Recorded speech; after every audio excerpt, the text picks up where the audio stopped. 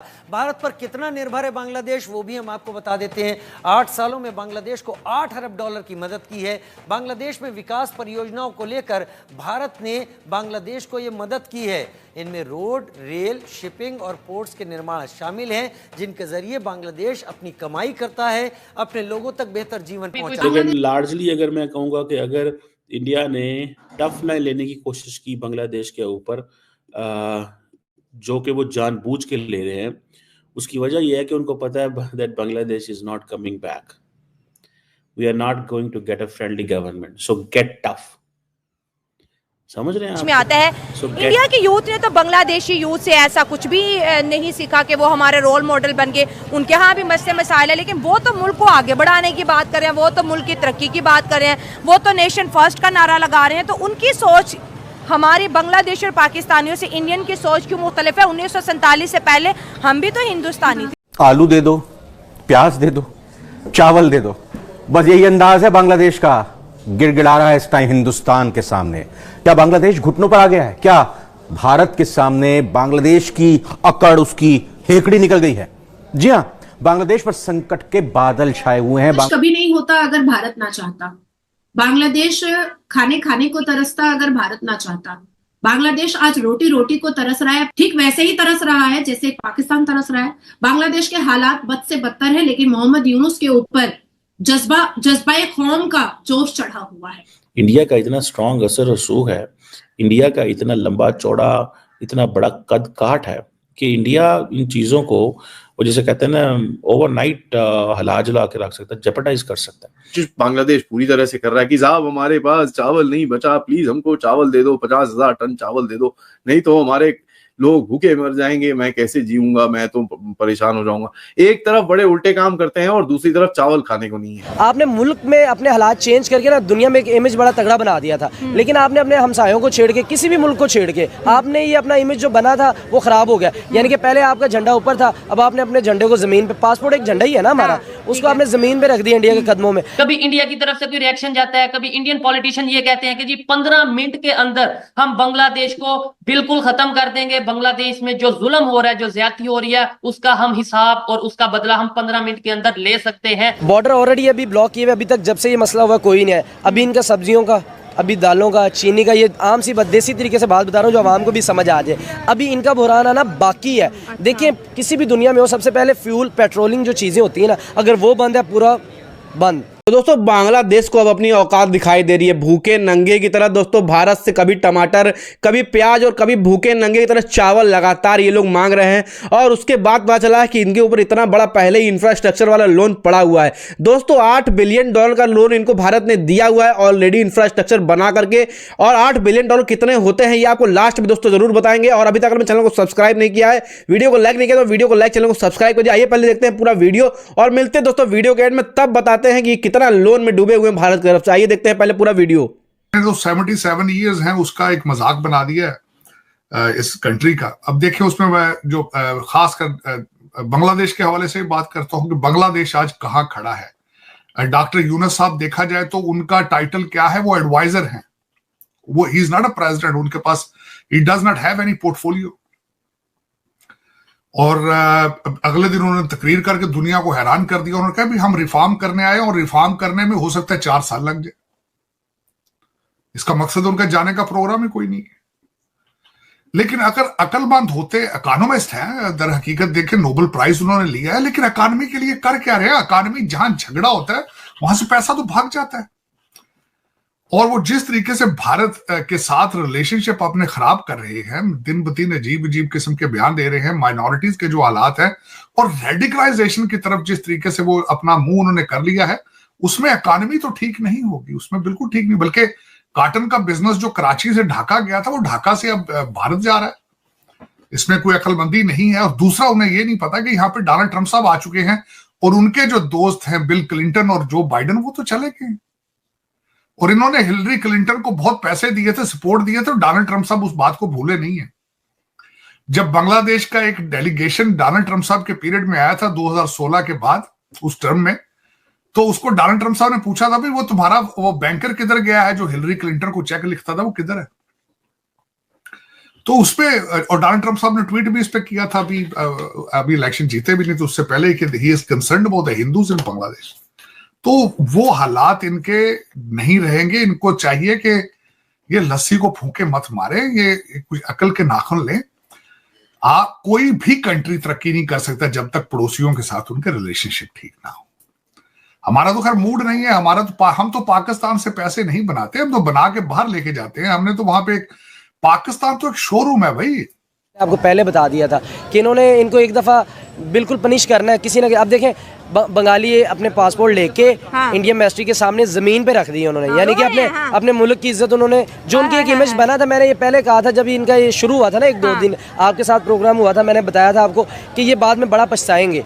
देखिए आपने मुल्क में अपने हालात चेंज करके ना दुनिया में एक इमेज बड़ा तगड़ा बना दिया था, लेकिन आपने अपने हमसायों को छेड़ के, किसी भी मुल्क को छेड़ के आपने ये अपना इमेज जो बना था वो ख़राब हो गया। यानी कि पहले आपका झंडा ऊपर था, अब आपने अपने झंडे को ज़मीन पे, पासपोर्ट एक झंडा ही है ना हमारा, उसको आपने ज़मीन पे रख दिया इंडिया के कदमों में।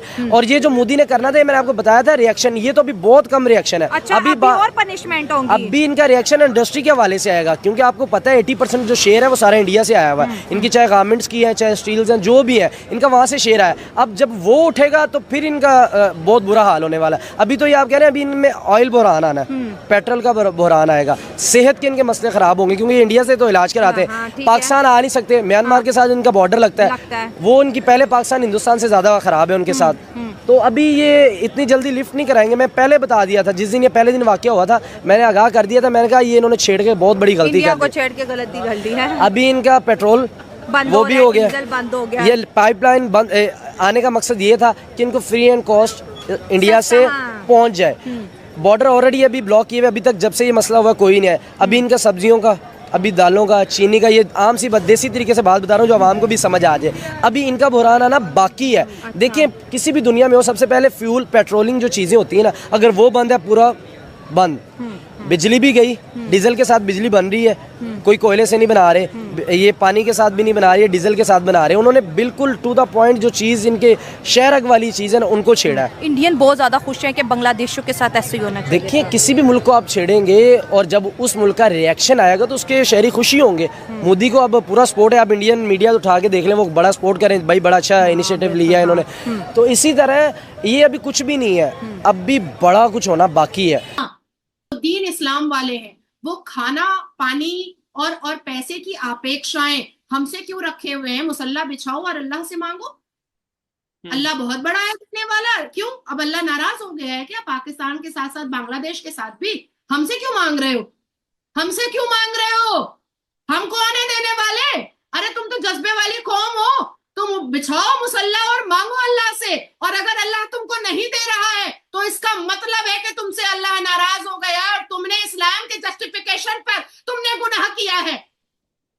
और आज अगर बांग्लादेश में अगर लोग रोटी रोटी के लिए तरस रहे हैं तो हमसे ना मांगो और भारत से अपेक्षाएं ना रखो, भारत के प्रधानमंत्री को ना गरियाओ, भारत के प्रधानमंत्री पर ये ईटा ना फेंको कि हम अपनी तरीके से चलेंगे तो तुम हमें खाना नहीं दोगे। अरे तुम अल्लाह से मांगो ना। और अगर तुम्हें अल्लाह नहीं दे रहा है तो इसका मतलब है कि तुम गलत हो, तुम पापी हो, तुम गुनाहगार हो, इसलिए तुमको अल्लाह नहीं दे रहा है। लेकिन नादिया जी, ये तो बांग्लादेश और पाकिस्तान की आपने बात की ना कि इनकी स्ट्रेटेजी, इनकी पॉलिसीज ऐसे हैं। खासतौर पे अगर पाकिस्तान की तो बहुत टाइम से ट्रेड बंद है, या मतलब कभी चलती है थोड़ी, कभी बंद होती है। पाकिस्तान इंडिया का तो चलता रहता है। लेकिन अगर बांग्लादेश की बात करें तो Indian prime minister Narendra Modi की ये स्टेटमेंट नहीं बल्कि उनका ये कहना है कि मेरा ये यकीन है कि वन वर्ल्ड, वन अर्थ और वन फैमिली। तो मतलब फैमिली में भी नाराजगियां तो चलती हैं या कुछ ऐसे इश्यूज चलते हैं, तो इसका ये मतलब तो नहीं। मैं आपकी फैमिली में जब नाराजगी होती है तो आप अपने भाई बहन को काटने और मारने और रेप करने लगते हैं क्या? नहीं, ऐसा नहीं होता। नाराजगी का मतलब ये होता है किसी चीज पे आप एग्री नहीं कर पा रहे। नाराजगी कहा जाता है शोएब, ये जो मोहम्मद यूनुस के नेतृत्व में हिंदुओं के साथ हो रहा है, इसको साधारण नाराजगी कहा जाता है। नाराजगी ट्रीटी में हो सकती है, नाराजगी बायलैटरल रिलेशन में हो सकती है, नाराजगी किसी कॉन्ट्रैक्ट में हो सकती है, नाराजगी किसी बातचीत में हो सकती है, नाराजगी खैरियत और खरसल्ले में हो सकती है, नाराजगी तहजीब व तमद्दन में हो सकती है। लेकिन नाराजगी रेप करने को नाराजगी नहीं कहते। 6 साल की बच्ची का सलवार उतारने को नाराजगी नहीं कहते, हिंदुओं की भगवान की प्रतिमा को तोड़ने को नाराजगी नहीं कहते, संत और महंत को पीट पीट करके कूट कूट करके उसको आईसीयू में एडमिट करने को नाराजगी नहीं कहते। और 15 मिनट की बात नहीं है, 5 मिनट में बांग्लादेश के मुसलमान और 2 फुटिया 4 फुटिया मौलाना का वो हाल करेंगे कि छठी का दूध याद दिला देंगे। लेकिन वहां पर 7.3% हमारे सनातनी हिंदू है और हमारी जिम्मेदारी है उन हिंदुओं को बचाने की, हमारी जिम्मेदारी है उनको सुरक्षित रखने की, हमारी जिम्मेदारी है उनकी सेफ्टी और सिक्योरिटी की, हमारी जिम्मेदारी है कि वहां पर हिंद देश बने और ये लोग जो मरना चाहते हैं, जो कटना चाहते हैं वो कटे। तो दोस्तों बांग्लादेश की सरकार पूरी तरह से अब खत्म हो चुकी है, ध्वस्त हो चुकी है। यूनुस खान पूरी तरह से घुटने पे आ चुके हैं।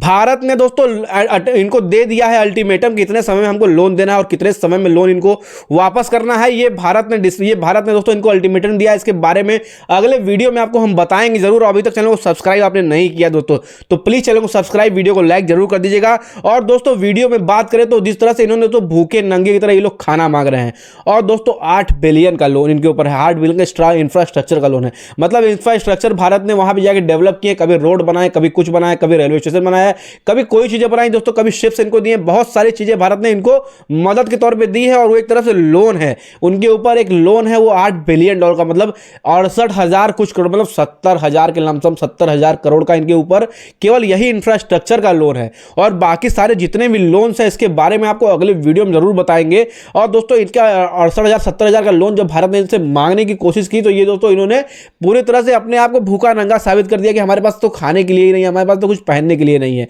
और वाकई में इनके पास कुछ भी नहीं है, पूरी तरह से बांग्लादेश ध्वस्त हो चुका है। भारत से पंगा लेने का दोस्तों इनको नतीजा देखने को मिलने वाला है। और दोस्तों अडानी अंबानी की तो बात बाद में करेंगे, पहले भारत ने जो इंफ्रास्ट्रक्चर इनको बनाए हैं उसके तो ये लोग पैसे वापस कर पाए। भारत बिना इनको इंटरेस्ट के पैसे अगर मांगेगा ना तो भी दोस्तों ये लोग को देते देते पूरा बांग्लादेश तबाह हो जाएगा, तब तक देते देते और पूरा बांग्लादेश बिक जाएगा, फिर भी ये लोग दे नहीं पाएंगे भारत को ये लोन।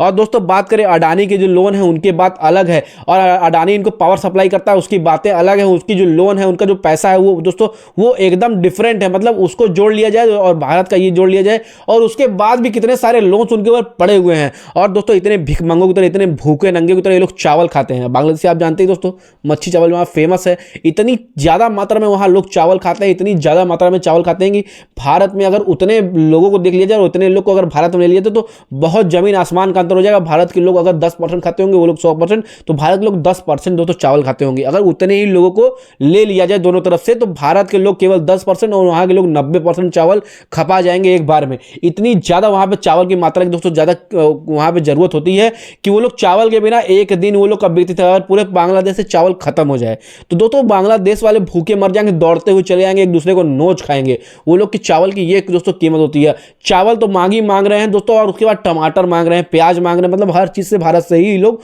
उम्मीद रखे हुए और भारत ही इनको मदद भी कर सकता है। पाकिस्तान जो भूखा नंगा है वो खुद ही भूखा नंगा है, वो कहाँ से मदद कर देगा? पाकिस्तानी यही बारे में बात कर रहे हैं कि भारत से पंगा लेने का नतीजा इनको देखने को मिल रहा है और इनकी जो हालत है और गई गुजरी हो जाएगी और बांग्लादेश टुकड़े में बढ़ जाएगा। म्यांमार ने कब्जा कर लिया है, बहुत सारी चीजें देखने को मिल रही है दोस्तों। बांग्लादेश पूरी तरह से तबाह होता हुआ नजर आ रहा है। अगर अभी भी यूनुस खान अगर हाथ जोड़ के माफी नहीं मांगते हैं तो बांग्लादेश को कोई बचा नहीं सकता। दोस्तों आपको क्या लगता है इसके बारे में कमेंट बॉक्स जरूर बताइएगा और वीडियो अच्छा लगा तो वीडियो को लाइक करिए, चैनल को सब्सक्राइब जरूर करिएगा, बेल आइकन दबाना मत भूलिएगा ताकि आपको अगले अपडेट्स हम दे पाएंगे। उसमें दोस्तों बांग्लादेश के ऊपर कितने सारे लोन्स हैं। मिलते हैं किसी और दिन किसी इससे भी अच्छी वीडियो के साथ, तब तक दोस्तों जय हिंद।